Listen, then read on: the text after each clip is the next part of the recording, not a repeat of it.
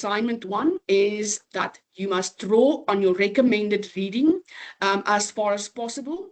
You may also use the SAGE research methods collection, which is a huge collection of information that is on the library website. And you may use the resources we've shared in the module, like the tutorial videos, as like additional to your recommended reading.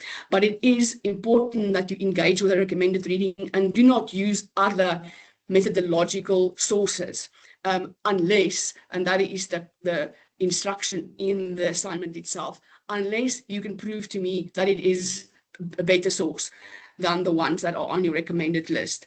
So the easiest would be is to stick to your recommended list.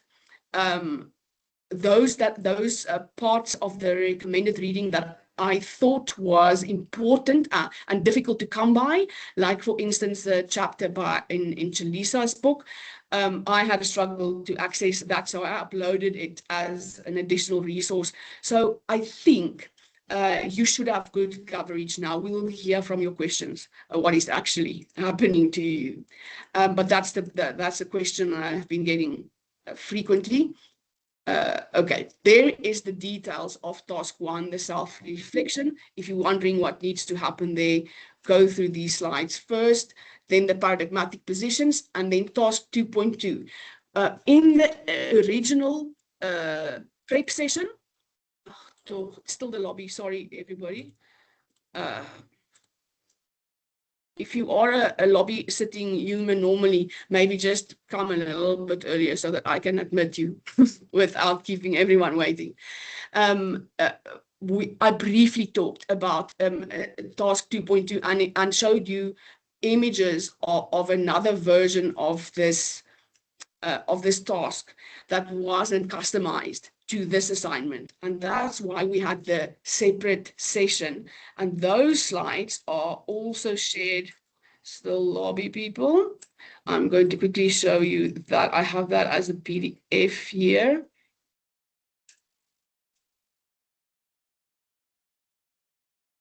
Assignment 2. So there's a separate task 2.2 PowerPoint presentation for a session that we did to focus on the structure of that task. So if your questions are around that and you haven't studied these slides yet or listened to the recording, that might be an important resource to you. The slides basically look like this. So it tells you written part 1, then a graphic, then a written second part, and you have so you cover 2 positions, and each position have 2 written parts and 1 graphic representation. So that is made a lot clearer in this second set of slides. So it tells you what needs to be in the first written component. It tells you about the graphic and about the second written component. And I've given some like an example, because this question is open for interpretation, and so much of like instruction would depend on which position you chose, like which 2 positions you choose. So I just use positivism as an example, and I kind of imagined if I were one of you that had to answer this task or complete this task, what my answer would have, what my thinking would have been. So that is like an example answer, but it depends on your position, of course. So there's an example of what the graphic can look like, how you can indicate links between the different things. So this doesn't have to be on the graphic, these extra indicators. They were just part of me explaining what's going on in the graphics. Still people in the lobby, sorry. But this might be very worth your while if you are struggling with task 2.2. Then what you also have is a reading demarcation for specific, sorry, lobby all the time. For specific paradigmatic positions, I think that's important for task 2.1's reading, because that's a very theoretical type of answers you're giving there. And then depending on whatever position you choose, whichever two positions you choose for task 2.2, this can inform your reading, like to give you more focused indicators. What I want to say about this list, I think it is a misunderstanding that maybe I have a part in, is that many of these books have multiple editions that has been published. For instance, Chalisa's textbook, there's 2 editions. So in the first edition, which is the 2012 book, I believe, the chapter is called Situating Knowledge Systems or something along those lines. So that's in chapter 1 of the first edition. But that information, she moved to the second chapter of the book in the second edition.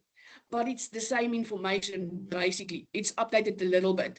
But so if you have chapter 1 of the older book, you have the same thing than if you have chapter 2 of the newer book. So you don't need access to both.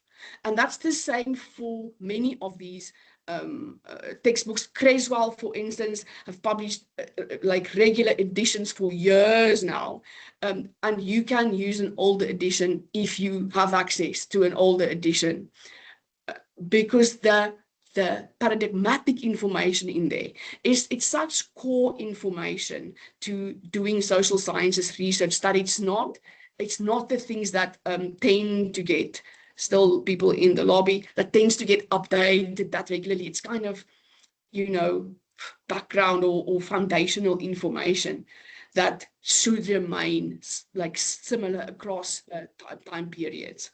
So let me just show you, like Bobby also has several editions. There's one, yeah, I don't know how much of me you can see. One that looks like this, the cover.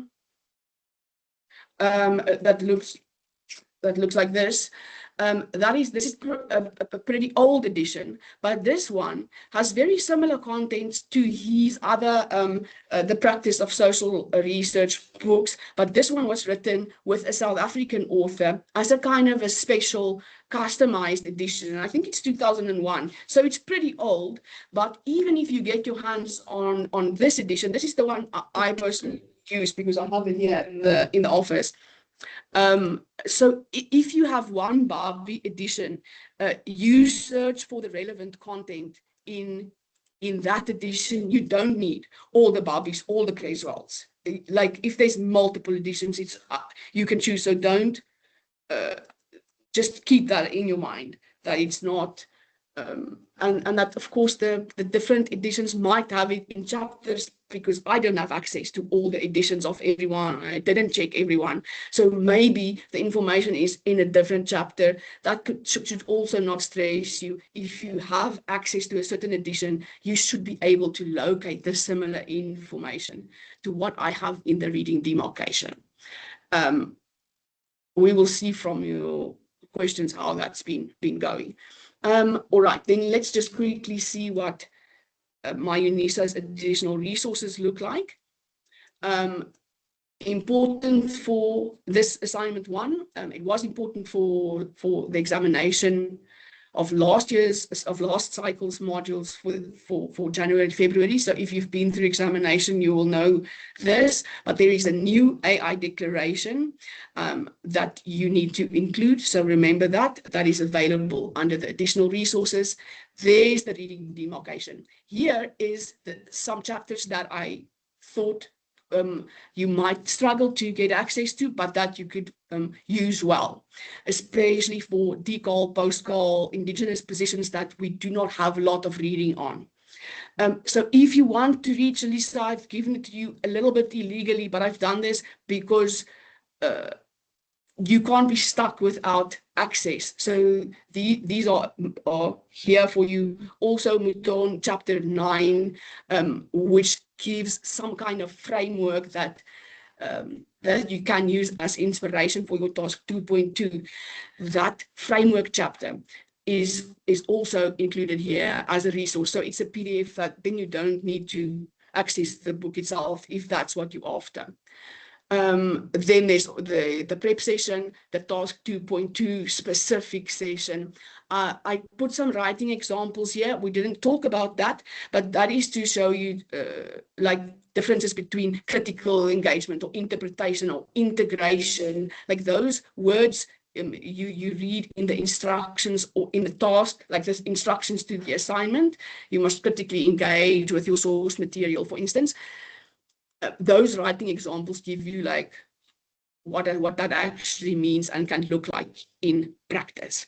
That's all that I have to, and there's topic and concepts. It's an additional document that's been long standing. It gives you just some idea. If you can't think of an example of a project, you can open that document. It is not part of this module content, like theories and like the fields. That fields are in COM4805, for instance, and then there's theoretical stuff in I don't know, COM4808.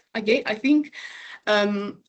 So we don't cover organizational comms theory. So that resource is just to remind you which of the topics you've learned about in other modules or are learning about in other modules and have learned in your undergrad, could be the idea for a research project for your example. That is basically what I wanted us to catch up on. Now, I'm opening the chat now in front of me, and we'll go through the questions. I'll go through these questions one by one. If you, I see there's a hand up. That's exactly my invitation. If you want to ask your question with like verbally, put your hand up. I'll handle your verbal questions first, and then like go through the chat to see what everybody's asking. Yes, Mr. Vilakazi, you can speak. You the first hand I saw. I don't know if you were the first up, but you ask away. Hi, ma'am. How are you? I'm well, and yourself? I'm good, thanks, ma'am. So, ma'am, what I just wanted clarity. So, are you saying that the resources on the additional resources, the chapters, chapter 1, 4, and 6 of Chisla, are they sufficient enough? Like, can we just rely on them in terms of 2.1? Yes, and if you choose 2.2, I can show you the content. Can't remember exactly what's in the further, but you see that is all the first edition.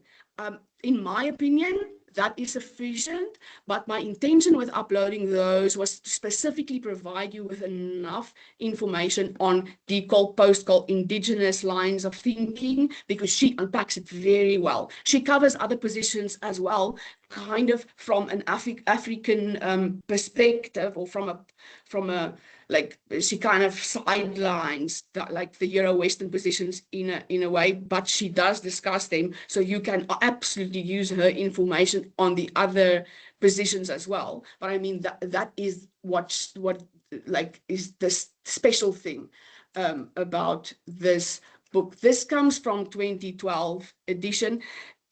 As I said, in the next edition, this is in chapter 2, but I have a copy of chapter 2, an ebook, but I can't do downloads from it. So this is basically where she summarizes all the different positions. There's terminology first, like some history, some concepts, very interesting to read, but here she explains what post-colonial indigenous, like the specific concepts that might be informative to you, if like she separates them from one another or distinguishes them. And she tells us what is similar, because there is a similarity in this worldview, right? It's all about locating your work where you are. Okay, ma'am. So, ma'am, with regards to the first one, the colonial, indigenous, and post-colonial positions. So, do we choose which one we're gonna write about? I assume. That is up to you. The question is asked, or the module is put together in a way that kind of groups those things together as being very similar worldviews. Some people will strongly disagree with that because there is developments all the time. But in your reading, you can find different terms. Maybe somebody wrote about post-colonial position, but it's basically, if it's just they chose post-colonial instead of decolonial, but it is, in terms of the basis of it, the philosophical base, it's the same. So you can choose whether you want to kind of group them together as they are kind of grouped as one position, or you can choose one if you like find enough information, let's say on indigenous position, you can select only that, or you can, if you have enough word count in, this short answers, short paragraphs, right? But if you have word count, you can like give a short definition of the different terminologies and then treat them as one. It's up to you, because every author uses a different terminologies. I didn't want to fix it down, but if you do watch my tutorial video, which is a little bit old at the moment, you will see that I group them together as similar positions. So that's, I don't know, that's where I'm coming from, but it's acceptable either way. All right. Okay, All right, so ma'am. you Thank you, won't ma'am. be good. You won't be penalized, whatever way you choose. All right, and then like, now I've lost those downloads. Where can I find them now again?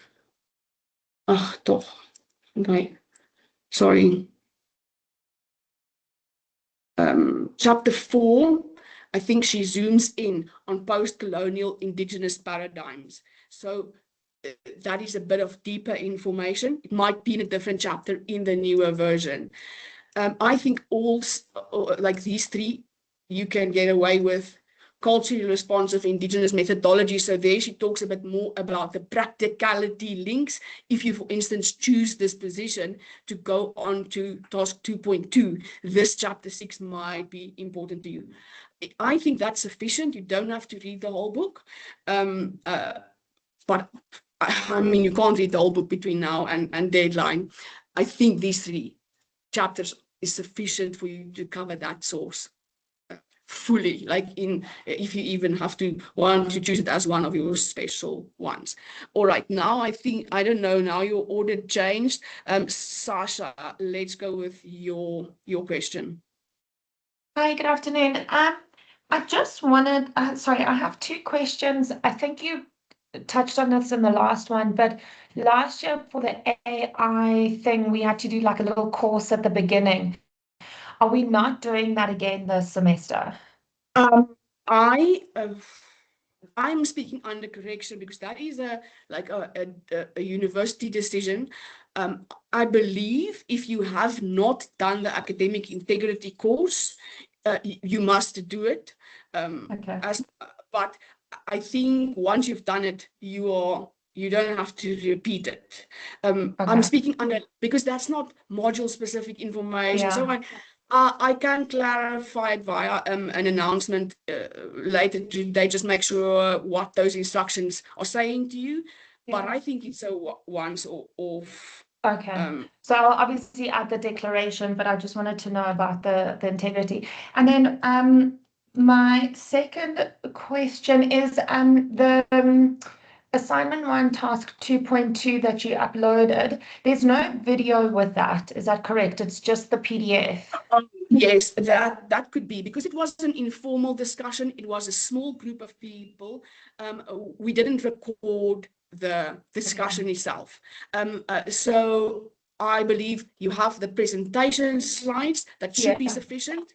But there is no recording. I think you're correct in that. Assignment 1, the full prep, the formal prep, has a video though, a recording. Okay, yes. so with this, sorry. Yeah, no, go for it.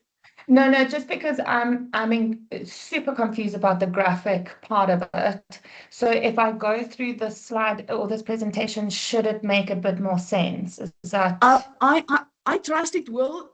Maybe you should Okay. do it, and then send me a mail later today if you are still feeling confused. But let me like Okay. this example might show you what I have in my mind Yeah. when I'm thinking graphic. And then the second one, it becomes a bit te mekaar, but those colorful ones are just part of the explanation. Yeah. They are not intended to be part of a final graphic. The graphic that Okay. I would have presented would look something like this. So maybe that can help you. If you still feel uncertain, send me a mail. Perfect. Okay, thank you. It's a pleasure. Then is Sinyanya. I think you have been waiting the longest for me. Please go ahead. Hi, Prof. I just wanted to clarify, when we're giving an overview, do we first start off by defining each paradigm, then explaining that definition, or can we just go straight ahead and just explain its components? That is also a little bit up to you. You are limited by your word count. I just want to put on the screen like what we say to one another in them. Oh, shucks, I'm not sharing, right? Okay, you should soon start. That is the slide that was in the initial prep. You can write an overview of the position without going too deep into detail because you don't have the word count. But if I were to answer this question, I would define the position like in 1 or 2 sentences and then give the assumptions, the main assumptions. You don't have to have those assumptions separately addressed in that overview because we don't specifically ask for it. But if you do that, you set yourself up for an easier link if you choose that position in task 2.2, if you've covered, like if you've mentioned the assumptions. So if I had to write that answer, I would do that, define or like give a short 1 or 2 sentence overview and then move to the assumptions associated with that position. But that is not the only way to go about it. You must see to it that you how do I say it? That you can communicate what the position is about in the 200 to 300 words. Oh, maybe that's more than kind of I had in mind. I'm scared. Let me just check the assignment. Sorry. Yeah, 200 to 300 words. Oh no, your word count is enough to be able to give it the definition and discuss the assumptions. So you could do that. It's not a prerequisite, but that's my suggestion, basically. You had another hand. Do you have another question? No, I'm okay. Thank you. Are you all right? Then, Pusalet, so I can't see your surname. You can go ahead. Good evening, Rosa. How are you?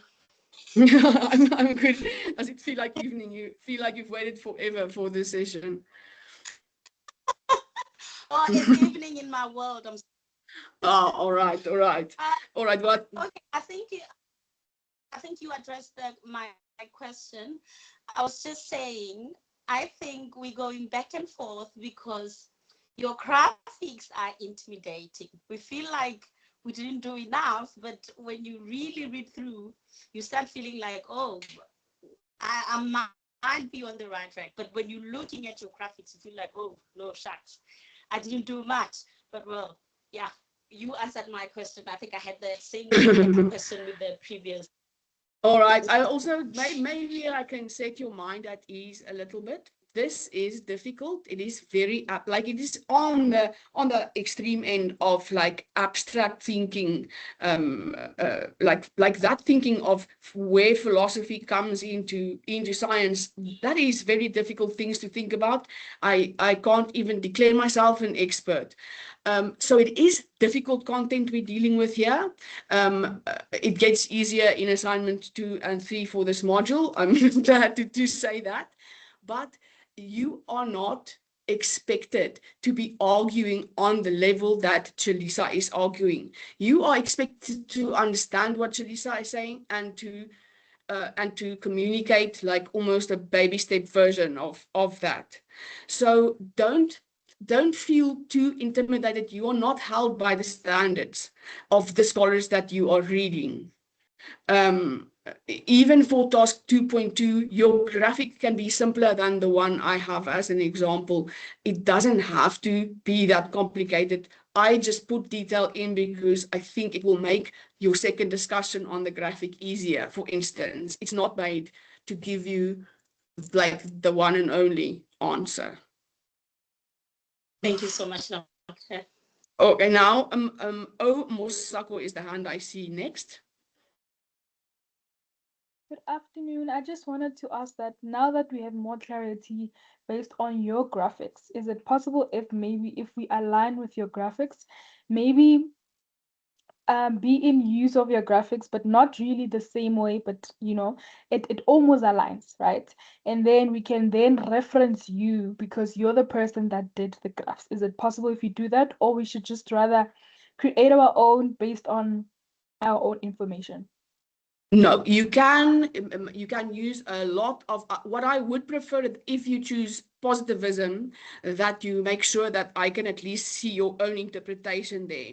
But if you take this kind of as a recipe and you do interpretivism or another position, and you basically go ontology, methodology, epistemology in those 3 lines, then approach, then design, then the kind of techniques and data collection methods. Even if you use the same layout, even the same coloring, you are welcome to. It is good manners to say that at least some inspiration, not inspiration, what do they call it? Or like I think if you reference it, it's in the caption of the graphic says whatever figure 1 graphic for positivism or whatever you label it, and then informed by maybe your sources, and maybe this presentation can be one of your sources. You're welcome to do that. I don't think you need to worry about being penalized for taking information from this slide. Like, it's not a place where we're going to look for, did you reference the presentation? But I mean that the way that you're thinking is correct. If you use it as a source, safer to reference, it's good manners, it's good practice. So yeah, go ahead. You are absolutely welcome to use it, even if you want to use it like a cookie cutter. You're welcome to. Can I also ask, now that you're saying that we are welcome to also use your graphics as a reference, it means that do we also need to restructure as our own, or we can just take yours and just do that? I think if you do the same, what I would strongly suggest you do not do is, if you choose positivism, if that's your chosen position, and you choose like my example for a research project, I think that is too close. That is not your own work. You can choose positivism, then a lot of this will apply to you. But then I suggest you choose your own example and change up like the specific data collection methods to other quantitative methods to show that you know that connection, but take inspiration from this. Don't take the example, the position, and the graphic just like it is, because that is not enough. I would like to see your own voice in the answer, even if you choose positivism. Is that clear? Yes, ma'am. Thank you. All right. Then next I see Christina Mpela. Hi, Prof. How are you? I'm well, and yourself? I'm good. Prof, I just want to know, when in a book, then I reference a scholar, that scholar has already like a page number there. Do I use that page number, or do I use the page number of the of the book that I'm getting the information from? Yeah, I mean, it's not the simplest of questions. The technically correct answer is, if you like, let's open to Lisa here to get an example. Oh, now I must share again. Sorry, otherwise you have no idea what's going on. Like, let's say, oh, the quality of this PDF is not so great. Okay, she doesn't use page numbers, but let's say you are using something from what you see here, and you see a page number in there. Is that what you're saying? So then this Yes. 99 has a page number. All right. Yes. That's not the page number I'm looking for. The technically correct answer is that, like, if you're doing research as a postgrad, for instance, you must go and read Smith before you reference Smith. Unless that is a source that is a relic that is somewhere unavailable to anybody anywhere, like if it's an artifact that you literally cannot get access to, then you may secondary reference it. But in the real world of research, you won't so much see like it's not so much acceptable to use secondary references. But because you are reading from textbooks, and textbooks are essentially made up of, like, there's a lot of references in the text, you kind of don't have a choice. For this assignment, the important page number I want is the page number from your reading. So if you want to be technically correct, then you recognize Smith with, like, I don't think the page number is important, but you must recognize it as a secondary source. And your CMN Hone, I'll open that resource now, shows you how to do secondary referencing. My feeling is, if you can stay away from it, stay away from it. If you want to just play it safe, just make sure that the page number of the actual recommended source that you need to read is indicated. Then you leave out the reference you see in this text. That is more acceptable than referencing Smith as if you have read Smith. Do you? And it's more legal to say you got this information here from Chalisa and give Chalisa's page number than to make it seem like you read Smith. So in a way, your hand is forced, because you are going to see secondary references, but the page number that's important is for our reading. Okay. All right, ma'am. Thank you. I know it's a bit confusing. It's also to the point where I want to see that you understand why we reference.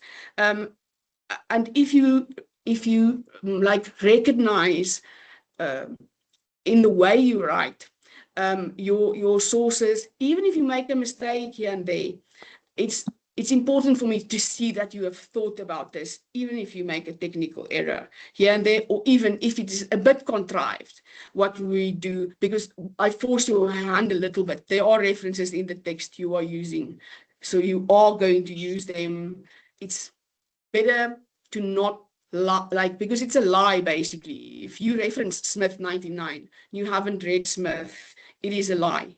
Where if you say, I read Chalisa this page number, and I find out Smith has actually said this, it is technically incorrect, but it is a much lesser sin, because you are truthful about what you read, like where you got your info from. Okay, I hope that wasn't too confusing. It is not the easiest. Let me see if I can get your this, where they teach you how to reference secondary referencing. If you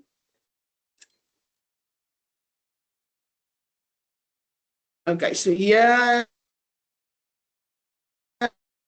books. So if you're not familiar with this document, it's important to become familiar, because there are, like, social media. If you did if you watch a YouTube video of a class presentation or tutorial, that is the way to go.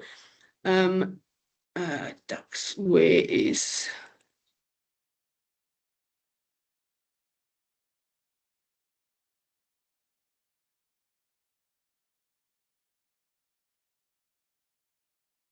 Yeah, this section on seminal, primary, and secondary sources gives you some deeper information on what I'm saying.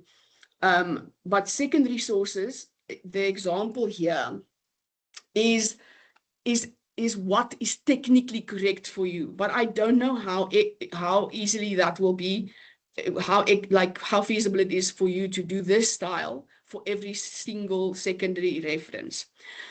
So you must say Fowler and Fowler without a year or page number in Bredenkamp. So instance, you will have then there Smith in Chalisa 2012 and Chalisa's page number. If you want to be really correct, this is the way you will do it. But I don't expect that. If you have Chalisa and the page number there and it's correct, even if it comes from another source originally, that is forgivable for your level of study and the sources that you have to deal with. Okay, that is hopefully okay for you as an answer. Do you feel like you would know what to do with the sections with the sources you are wanting to have these secondary references in? Who am I talking to now? It's Musako, ne?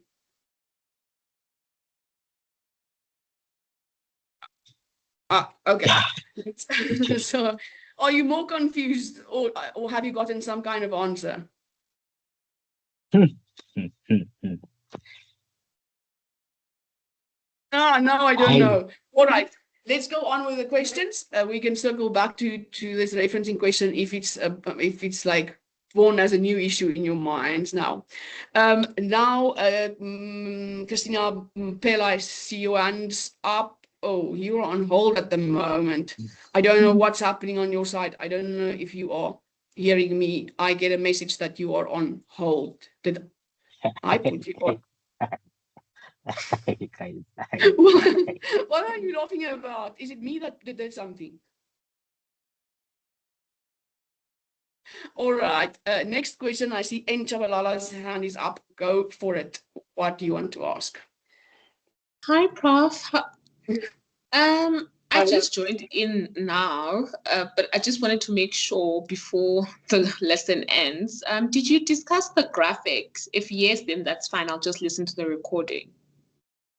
Yes, well, but there's no recording. We did a special class, like a more informal class on task 2.2. There is no recording of that class because the conversation was kind of unstructured. There was a very small group of people. But what is important and should be sufficient is this document that is under your additional resources is assignment 1 task 2.2's PowerPoint slides, because that gives you more detail on how the answers are structured, and it gives you like more details on what the graphic must contain and the second written component, so lots more information, and it gives you an example answer. And I've said it in a previous answer. I don't know if you heard that, but this is my example. If I had to answer this question for this problem, I would have used a graphic that looks like this. You may use this graphic to base your graphics on. So you are welcome to use this kind of recipe to have like 3 things for in the left hand side for your ontology, epistemology, and methodology, then move to approach quantitative, then move to design, then give you data collection methods. You are welcome to use this recipe if you want to. Okay, so there isn't like a set design. So anything that we see fit that answers the question, we can create the graphic to answer the question. Yes. In the task in a first session, there was other examples on the screen, like I used this 3 worlds framework from Mouton. That gives you a whole other way of doing it. Like, so there's a million ways to do it. You don't have to use, you can use your own, but if you're feeling scared and you want to use an example one, you're welcome to use mine or Mouton's as the recipe, basically. Okay, thank you. All right, now Christina No, Bella, are you ready now? You on hold. Can you hear me? And do you still have a question? Yo, no, so sorry, ma'am. I forgot to take my hand off. Oh, so you like you answered and halfway answered at least. But do you want to ask someone else? No, nothing else. All right. Then Sasha, do No, you have ma'am. a new question or old hand? No, sorry, it's a new question. There's one PDF that I found. I'm not sure if it's of a textbook or something, but I cannot find a page number. I don't know how to reference that. Do I just put NP? Where you are working with some ebook versions, some collections, like let's say EBSCOhost, if it's on that database, they will give you the option to see the page numbers in the text or not. Others don't give you the option and you don't see any page numbers. If your textbook that you're using is not published with page numbers, which is becoming a trend for ebook publications, you may reference it without a page number. But if it is, if there is, I will maybe, if you are over, like if you are if you have no page numbers nowhere, I will probably go and check to see, or your marker will go and check to see if you're skipping out or if you're just losing out, you just don't have page numbers for the online resources. That is possible. And I can't say now out of, from the top of my head, which ones it's just the one resource that I just cannot for the life of me find it. But I'll take another look. Thank you. All right. All right, let's, I don't know, the order is probably not correct, but Sinyanya, you can ask your question. Hello. With regards to referencing, I wanted to ask, the referencing guide that we have only has tutorial letter referencing, and let's say I want to use the YouTube video that you have up.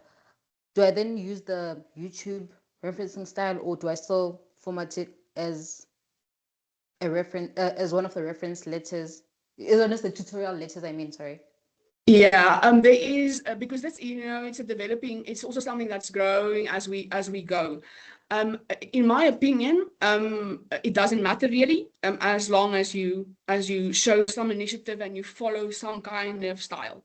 But to me, like a PowerPoint slide or a recording of a lesson or a YouTube video with a tutorial should be rather referenced as online social media sources rather than tutorial letters, because they are referenced like for the whole module and for the whole university or whatever. So I think try and catch the closest source to what type it is. So things that are online conversations, that are additional resources.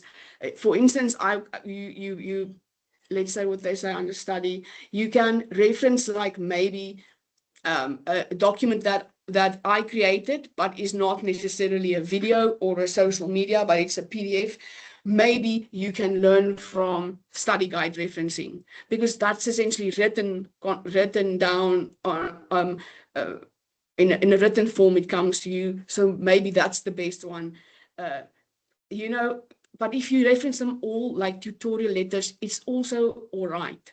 I'm not specifically bothered. I just don't want.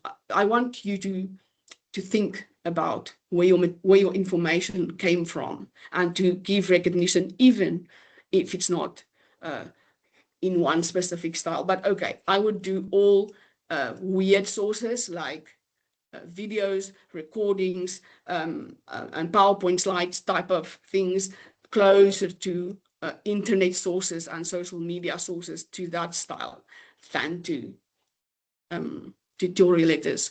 For page number reasons and for these online things, give you the opportunity to give them the URL. That's more important than having UNISA, COM4806, what, that you will have for a tutorial later. You have other questions?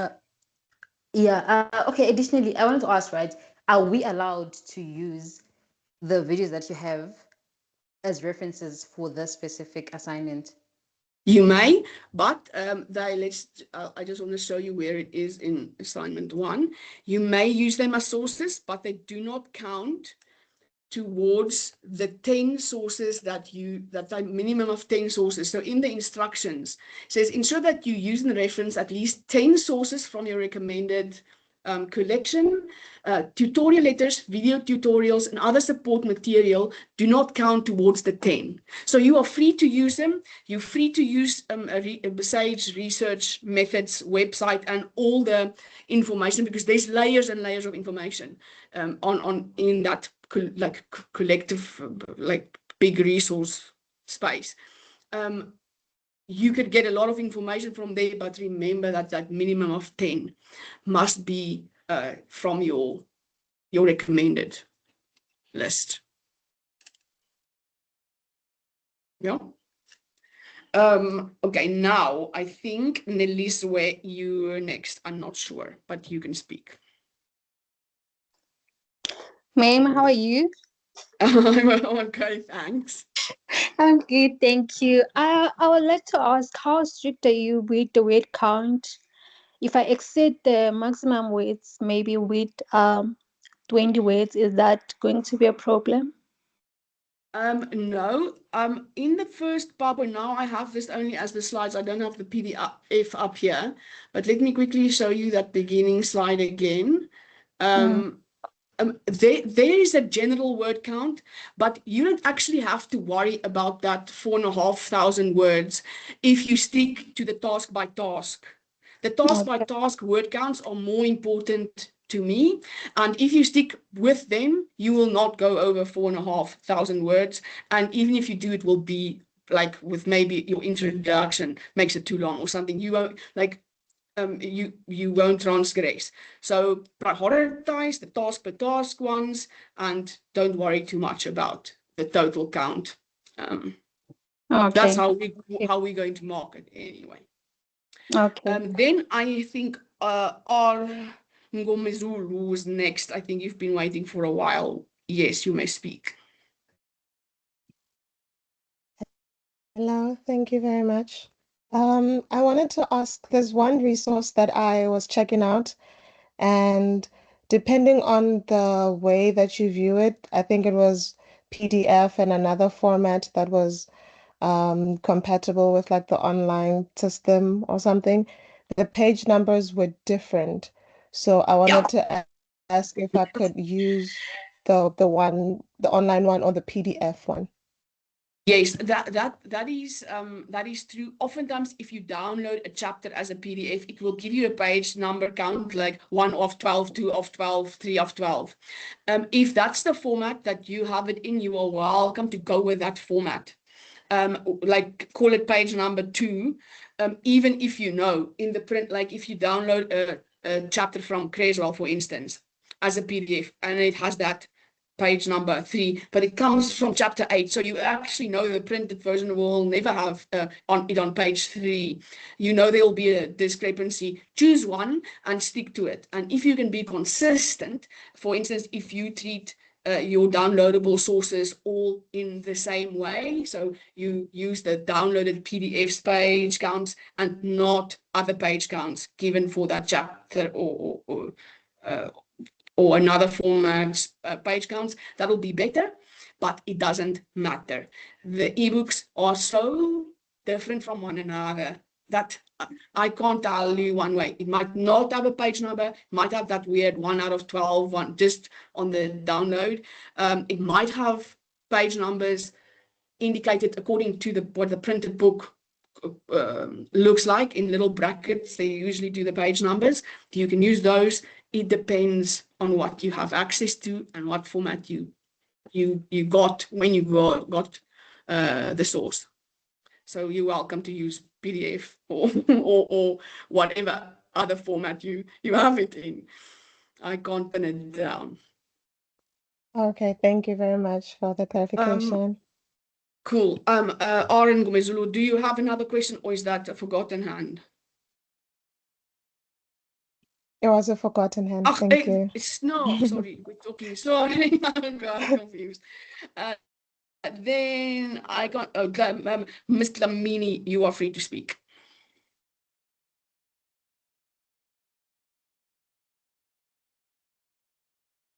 Pretty undealing, Lamini. Do you have your hand up Yes, on purpose? no, I don't, Prof. Can you hear me? Yes, I can hear you clearly. What do you want to Okay, know? good day, Prof. How are you? I'm I well, just wanted thanks. to find I'm good. Yeah. I just wanted to find out the tutorial letters, do we add them? Because we should add them. Do we add them first alphabetically or do we place them under the letter T because they must be added, but do we start with them on top or do we put them under You the are. I think they all start. Let me just not lie to you. I personally am not. Where did I get that resource from now? It's online. It's on the screen, right? There, let's search. I am personally not tutorial letter C. They begin with University of South Africa, or sometimes acceptable to shorten to UNISA. So I would put them under U because that is where, because that is the, they taking University of South Africa as the author, that first thing that is mentioned. So that is what this guide says. Personally, I don't really care whether the tutorial letter is there or not, but this is one of those older rules of UNISA that seems that to be applied by most modules, by most markers, but put it under you because that first indicator is the author. It is an institution, basically. That's the author. Oh, okay. All right, then, yes, are you done or do you have more? The other question is, do we put the self-reflection straight after the AI declaration, or do we put it after the conclusion? No, after the introduction. That's probably what you mean. After the yes.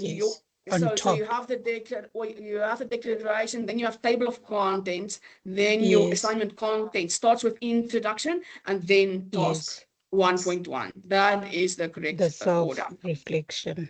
Okay. All right. Now, do you still have another one? Are you done? Okay, cool. Now, I'm not sure. Christina Mpela, is it a new hand? Hi, ma'am. Yes, it's a new hand. You are breaking a lot. Some of the things I can't hear, but what I really wanna understand. You said the sources minimum should be 10 from the recommended materials. So I just wanna know, am I also allowed to maybe get information from other sources or not? Or should I stick to what you've already given us? Yes, that is the instruction is that you should prioritize your recommended reading. You may only use other methodological information like other textbooks or information you found on your own if you can prove that it is more appropriate than the things we recommended. That I wouldn't go there, but where you have an open gate, like let me show you the PDF of the assignment, where you have a bit of leeway, is that you are allowed, let me just find the right place there.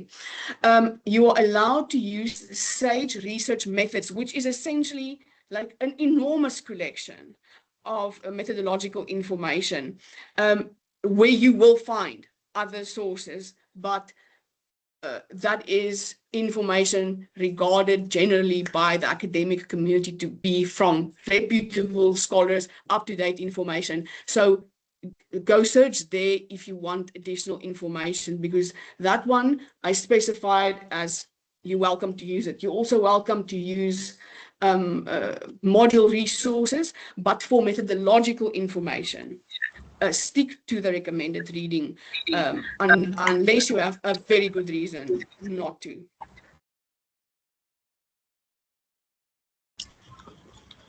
Right?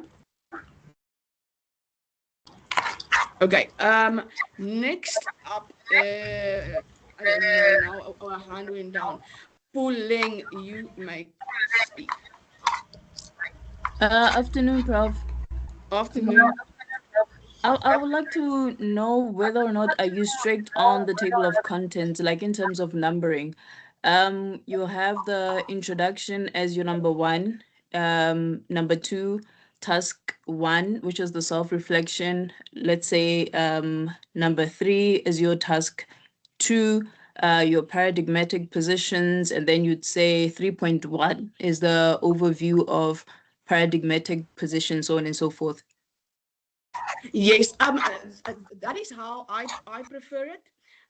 I prefer your, let's say, your heading numbers to mismatch with your task numbers, so that your table of contents can follow the technical requirements. So exactly as you said now, I thought I had maybe it's on a previous year, that I had an example.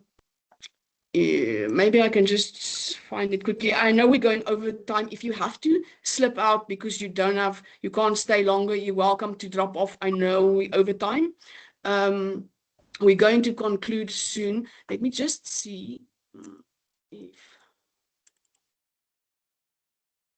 Give me a second. I want to show you. Maybe I had an example here. Like kind of a template kind of thing. I sometimes create those. Sorry. Okay, no, I don't want to waste your time on now waiting for me. Oh, here you go. This is made from another year, so not all of this might be relevant. But this is basically what we're talking about. So table of contents, then number 1 is introduction. Number 2 is task 1. So there's a difference between the task number and the heading number. So this is the way you should be approaching it. This is, it's very similar to what you're doing. It's just that task 2.2 was 3 worlds framework where you have another 2.2.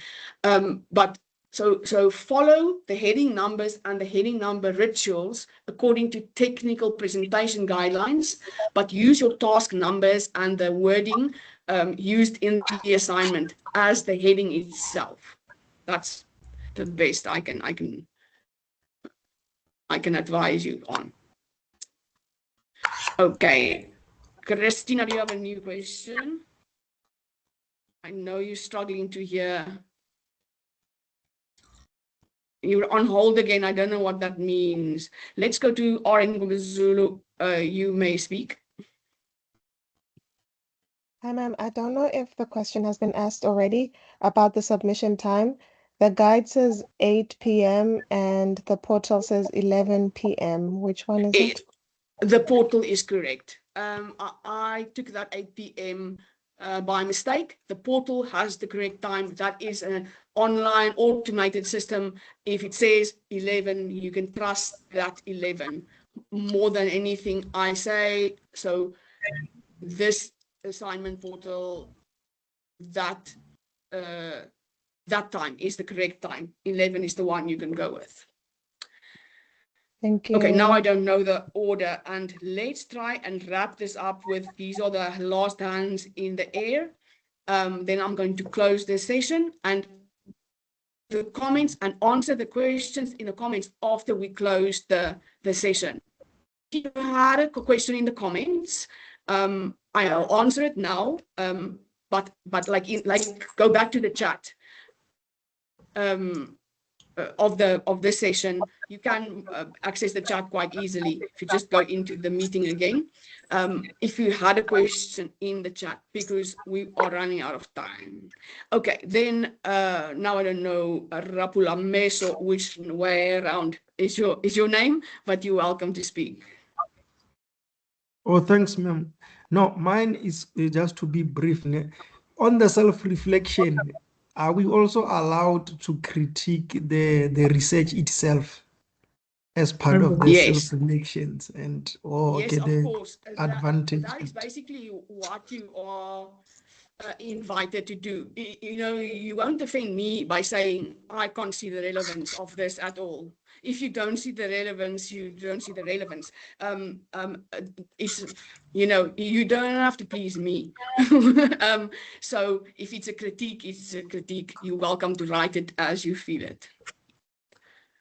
Then, Ms. Lamini, you're welcome to speak. Prof, I just wanted to find out when you're changing the referencing style, because it says, I think I saw on one of the tutorial letters, it did say APA, but also, oh no, it said Harvard, but then there's APA, and then there's Harvard. So then when you're changing it on your laptop, is it both acceptable or you need to choose Yeah, one? I mean, that's also not so simple because Harvard has several versions of Harvard, and UNISA has like a little unique Harvard. So not all the general Harvard rules, not all of them are applied, as you will find on online resources. So I find myself having to tweak references if I want to stick to the UNISA Harvard style. If you have to choose a style, choose Harvard. But you might see some discrepancies with how we do Harvard and how maybe an automated, like if you work from some reference manager, how they do Harvard.